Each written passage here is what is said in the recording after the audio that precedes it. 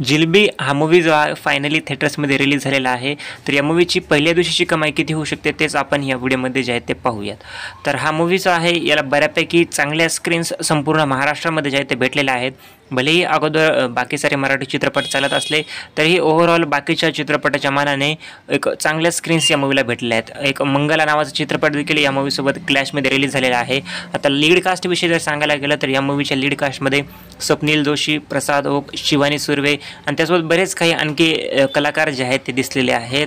आता हा मूवी जो आहे याचं जर बॉक्स ऑफिस कलेक्शन सांगायला गेलं तर एक मला जेवढं वाटतं जेवढं मला नॉलेज आहे त्यानुसार तरी ॲटमोस्ट हा मूवी पहिल्या दिवशी 30 लाख रुपयापर्यंतची ओपनिंग जे आहे ते घेऊ शकतो. त्याच्यावरती तरी हा मूवी कमेल याचे चान्सेस कमी दिसत आहेत. कारण की सध्या तरी एवढे मोठमोठे चित्रपट रिलीज झाले परंतु ते काही आणखी खूप जास्त मोठी ओपनिंग काही घेऊ शकले नाही. त्यामुळे मला तरी चान्सेस कमी दिसत आहेत की हा मूवी 30 लाखांच्या पुढे जे आहे ते कमाई करेल.